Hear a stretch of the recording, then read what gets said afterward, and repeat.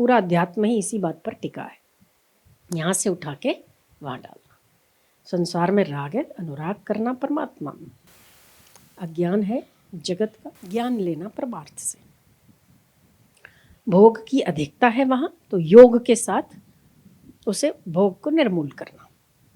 हाँ, यही तो खोज है हर इंसान की, और उसी की तो खोज है, क्या नहीं? वहाँ आनंद नहीं है या क्षणिक आनंद है, ये हम अनुभव करते हैं, तभी तो हम सत्य आनंद की ओर परिवर्तित होते हैं ना। मुख क्यों करते हैं हम?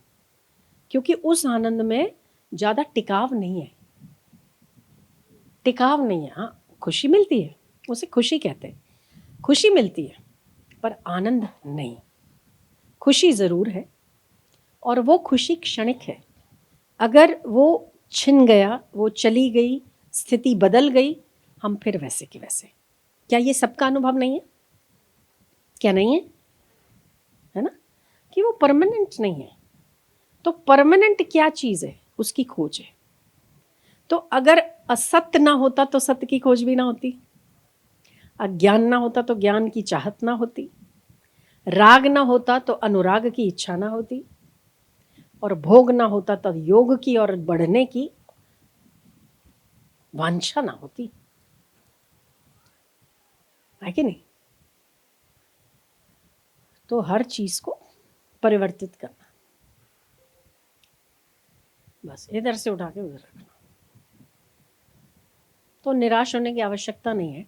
कभी कई लोग निराश हो जाते हैं, हम लोग बहुत चलते हैं, बहुत करते हैं, बहुत जप करते हैं, हमारा भोग तो मिटता नहीं, हमारा संसार से राग तो मिटता नहीं। कोई बात नहीं, फिर भी चलते रहो, चलते रहो।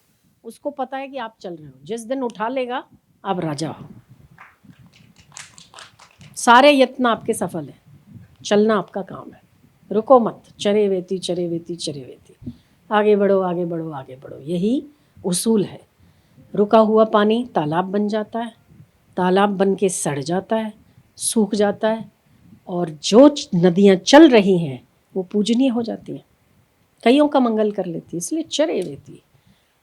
आपको बहुत भोगी हूँ, बहुत विकारी हूँ, बहुत झूठ कपट है, बहुत चोरी, ये पता चल रहा है ना, पता चल रहा है, ये कृपा है, ठीक है। फिर भी जप करते रहो, भगवान को अपना मानते रहो, ईश्वर को अर्पित करते रहो। या हम सूर्य की बात करें कि जब सूर्य प्रकट होने लगे, उदय होने लगते हैं, करोड़ों दियों की परछाई, करोड़ों दियों की ज्योति अपने आप फीकी पड़ती कि नहीं पड़ती?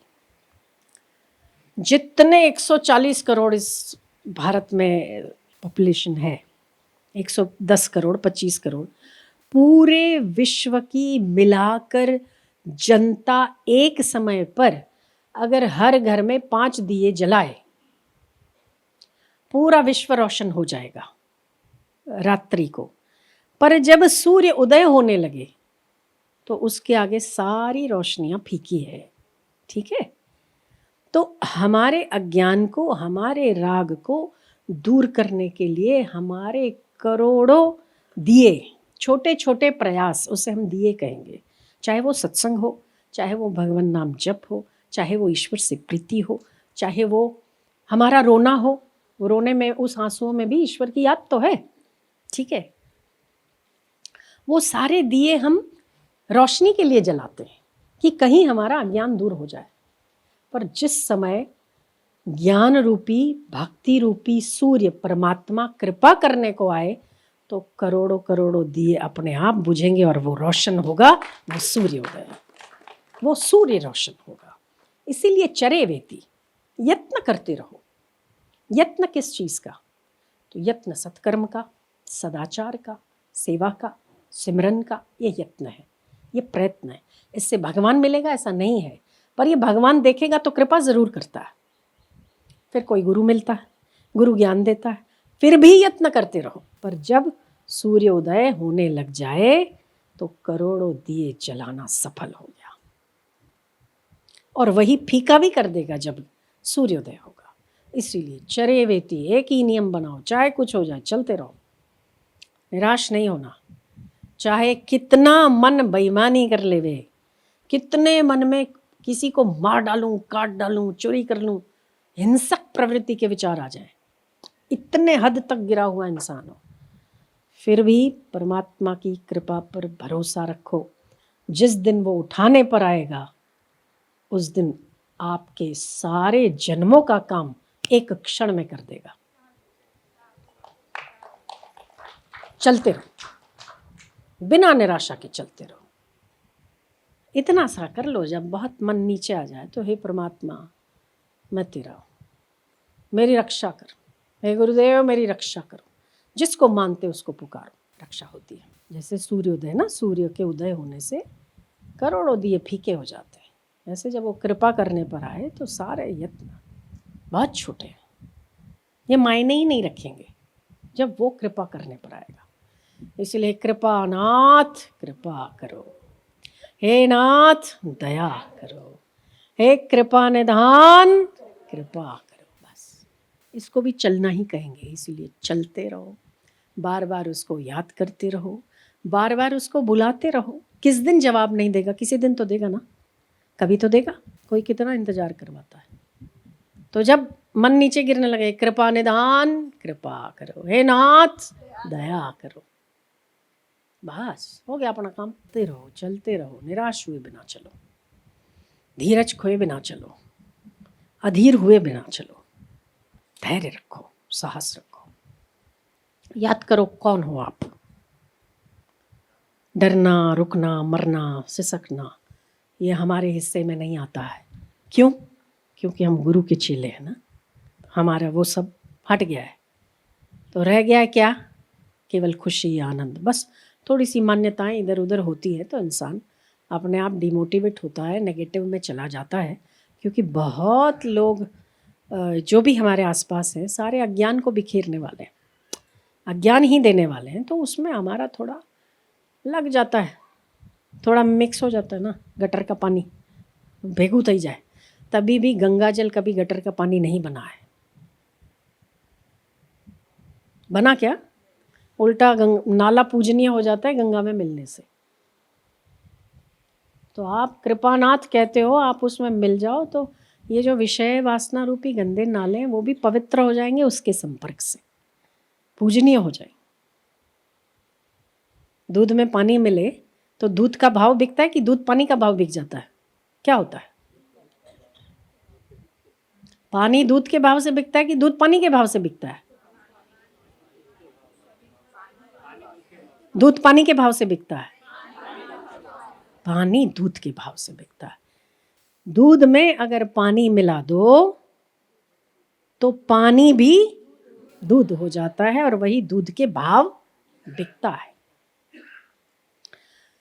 अरे दूध में पानी नहीं, दिल्ली मुंबई जैसी मेट्रो सिटीज में तो केमिकल से दूध बनता है। केवल नाम लगता है कि दूध, तब भी वो दूध के भाव से बिकता है। आप भी नाम लगा दो, मैं भगवान का, मैं गुरु का, आप भी करोड़ों के भावों से बिकोगे, अनमोल बन जाओगे आप, अनमोल बन जाओगे। ठप्पा होना चाहिए, वो ठप्पा हमें याद होना चाहिए। दूध को पता है मैं दूध हूं, तो मैं किसी भी भाव से कहीं पर भी बिक जाऊंगा मेरे नाम से ही। दूध का नाम लगा दो, कोई नहीं देखने जाता है केमिकल से बनाया कि यूरिया से बनाया। स्कैम बाहर आते हैं पर आज भी दूध के नाम से बिकते हैं, वो यूरिया भी, केमिकल भी, सबको पता है। अच्छा, यहाँ जो दूध पीने वाले आते हैं, दिल्ली के आते हैं, कलकत्ता के, हैदराबाद, मुंबई, हम के गाय का दूध, देखो गाय का दूध तो मिलता नहीं, हम दूध तो पीते हैं, पर अब ये पता नहीं है कि वो असली है कि नकली है। आदमी दूध पी रहा है दूध के नाम से, नकली भी पी रहा है। तो असली चीज में इतनी वैल्यू है कि नकली भी उसके नाम से बिक जाता है। कि हमारे विषय, विकार, राग, द्वेष, ये नकली जीवन में जी रहे हैं हम लोग, है ना, असत्य संसार में जी रहे हैं। पर इसके नाम से हम असत भी सत्य की तरह बिकेंगे। क्यों? क्योंकि सत्य स्वरूप हमारे साथ है। निश्चिंत रहो, उसका गर्व करो। तो उसकी बात ही आनंददायी है। घमंड नहीं, गर्व। घमंड नहीं, घमंड मेरे जैसा दूसरा कोई है नहीं, है ना। मैं अकेला हूं ये घमंड है, पर मैं सबका हूं ये प्रेम है। सब मेरे हैं वो प्रेम है, पर मेरा कोई नहीं है वो घमंड है। वैराग्य की अलग बात है, वैराग्य उस कैटेगरी से बाहर आता है। संसार में कोई किसी का नहीं है, वो सत्य है। पर क्या आप वो उस विचार से कह रहे हो तो वैराग्य है, पर अगर उस विचार से नहीं कह रहे हो तो घमंड है।